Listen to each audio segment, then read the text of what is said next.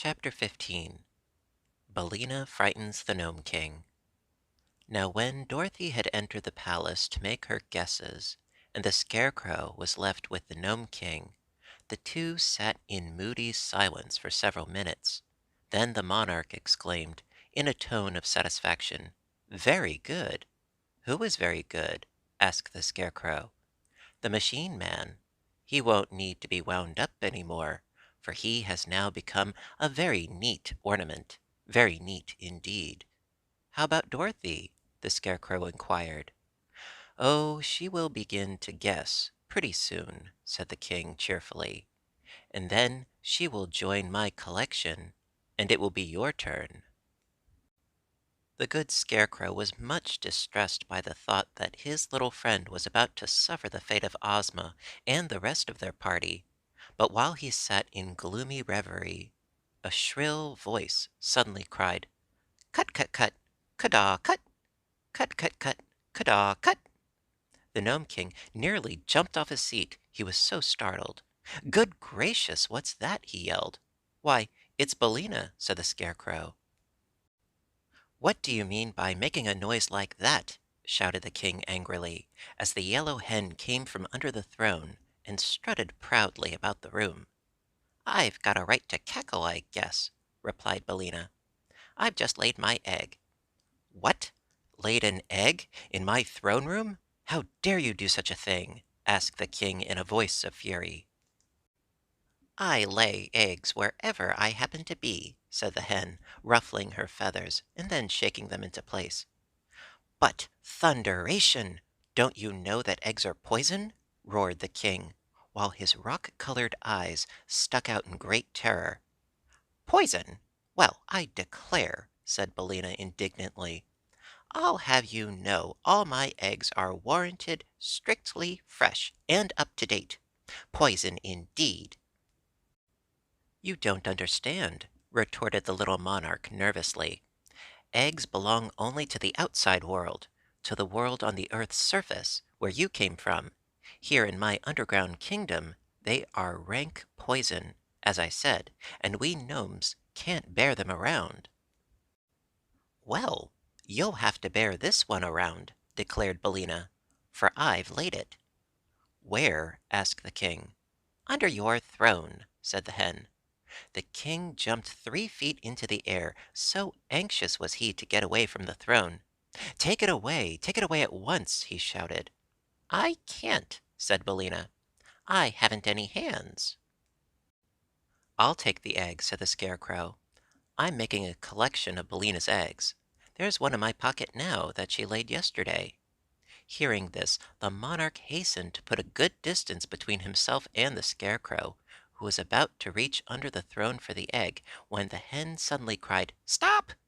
"What's wrong?" asked the Scarecrow. "Don't take the egg unless the King will allow me to enter the palace and guess as the others have done," said Billina. "Pshaw!" returned the King. "You're only a hen. How could you guess my enchantments?" "I can try, I suppose," said Billina. "And if I fail, you will have another ornament." "A pretty ornament you'd make, wouldn't you?" growled the King. "But you shall have your way.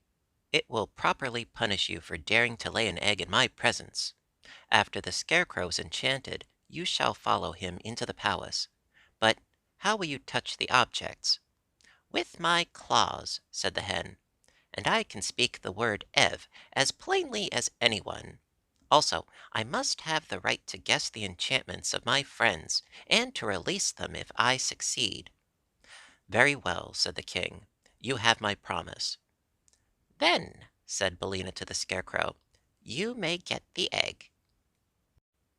He knelt down and reached underneath the throne and found the egg, which he placed in another pocket of his jacket, fearing that if both eggs were in one pocket they would knock together and get broken. Just then a bell above the throne rang briskly, and the King gave another nervous jump. "Well, well," said he with a rueful face, "the girl has actually done it." "Done what?" asked the Scarecrow. "She has made one guess that is right, and broken one of my neatest enchantments. By rickety, it's too bad. I never thought she would do it. Do I understand that she will now return to us in safety?" inquired the Scarecrow, joyfully wrinkling his painted face into a broad smile. "Of course," said the King fretfully, pacing up and down the room. "I always keep my promises, no matter how foolish they are. But I shall make an ornament of the yellow hen to replace the one I have just lost." "Perhaps you will, and perhaps you won't," murmured Billina calmly. "I may surprise you by guessing right." "Guessing right?" snapped the King. "How could you guess right, where your betters have failed, you stupid fowl?" Billina did not care to answer this question, and a moment later the doors flew open and Dorothy entered, leading the little Prince Evering by the hand. The Scarecrow welcomed the girl with a close embrace, and he would have embraced Evering too in his delight, but the little Prince was shy and shrank away from the painted Scarecrow because he did not yet know of his many excellent qualities. But there was little time for the friends to talk, because the Scarecrow must now enter the palace. Dorothy's success had greatly encouraged him, and they both hoped he would manage to make at least one correct guess. However, he proved as unfortunate as the others except Dorothy, and although he took a good deal of time to select his objects, not one did the poor Scarecrow guess aright. So he became a solid gold card receiver, and the beautiful but terrible palace awaited its next visitor. "It's all over," remarked the King with a sigh of satisfaction, "and it has been a very amusing performance. Except for the one good guess the Kansas girl made, I am richer by a great many pretty ornaments." "It's my turn now," said Billina briskly. "Oh, I'd forgotten about you," said the King. "But you needn't go if you don't wish to. I will be generous and let you off." "No, you won't," replied the hen. "I insist upon having my guesses, as you promised." "Then go ahead, you absurd feathered fool," grumbled the King, and he caused the opening that led to the palace to appear once more. "Don't go, Billina," said Dorothy earnestly. "It isn't easy to guess those ornaments, and only luck saved me from being one myself. Stay with me, and we'll go back to the land of Ev together. I'm sure this little prince will give us a home." "I will indeed," said Evering, with much dignity. "Don't worry, my dear," cried Billina with a cluck that was meant for a laugh. "I may not be human, but I'm no fool, if I am a chicken." "Oh, Billina," said Dorothy, "you haven't been a chicken in a long time. Not since you've been grown up." "Perhaps that's true," answered Billina thoughtfully. "But if a Kansas farmer sold me to someone, what would he call me? A hen or a chicken?" "You are not a Kansas farmer, Billina," replied the girl. "And you said—" "Never mind that, Dorothy. I'm going. I won't say goodbye because I'm coming back. Keep up your courage, for I'll see you a little later."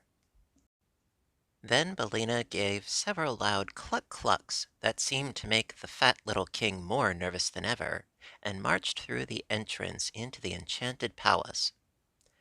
"I hope I've seen the last of that bird," declared the monarch, seating himself again in his throne, and mopping the perspiration from his forehead with his rock-colored handkerchief. "Hens are bothersome enough at their best, but when they can talk, they're simply dreadful."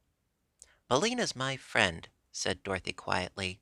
"She may not always be exactly polite, but she means well, I'm sure."